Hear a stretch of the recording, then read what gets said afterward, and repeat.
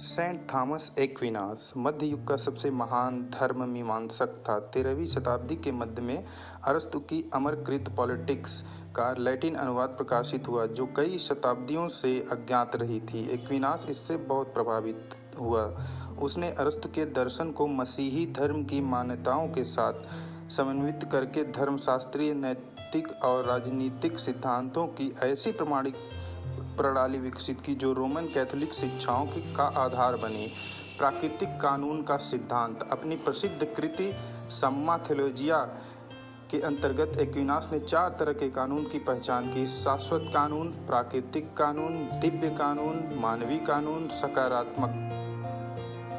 इसकी व्याख्या करते हुए एक्विनास ने यह संकेत दिया कि शाश्वत कानून ईश्वर का कानून है, जो सृष्टि के मूल उद्देश्य या ध्येय के बारे में ईश्वर की सूझबूझ और योजना को व्यक्त करता है। अतः वे सब कानून जो सर्वविदित के अनुरूप हों, शाश्वत कानून की देन है। प्राकृतिक कानून उस सिद्धांतों में निहित है जिन्हें विवेकशील प्राणी स्वभाव से ही मान्यता देते हैं और उनका पालन करते हैं। दूसरे शब्दों में, यह शाश्वत कानून का वह अंग है जो सांसारिक स्तर पर मनुष्य के विवेक में प्रकट होता है।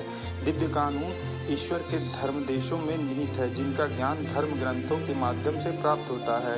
यह मनुष्य के मार्गदर्शन के लिए प्राकृतिक कानून के पूरक की भूमिका निभाता है। अंततः मानवीय कानून या सकारात्मक कानून उन विशिष्ट कानूनी अधिनियमों में निहित है जिन्हें विवेकशील प्राणी अपनी संस्थाओं के उपयुक्त प्रशासन के लिए बनाते हैं। इस तरह के कानूनों में एक्विनास ने प्राकृतिक कानून की भूमिका पर विशेष बल दिया है, जिसने तर्क दिया है कि संपूर्ण सृष्टि की तरह मनुष्य में भी शुभ की ओर झुकाव पाया जाता है।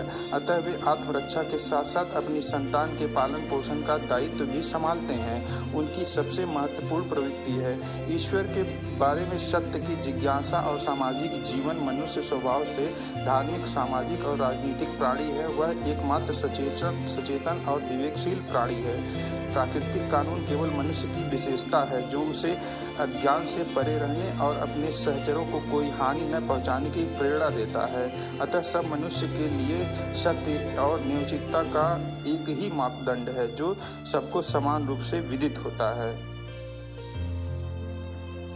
परंतु इस निश्चित नियत मापदंड का प्रयोग करते हुए भी लोग विशेष परिस्थितियों में भिन्न भिन्न निष्कर्ष निकाल सकते हैं। ऐतिहासिक परिवर्तनों के परिणाम स्वरूप भी इन निष्कर्षों में अंतर आ सकता है। इसका मतलब यह नहीं कि समय के साथ प्राकृतिक कानून बदल जाता है, बल्कि वास्तव में इसका विस्तार हो जाता है।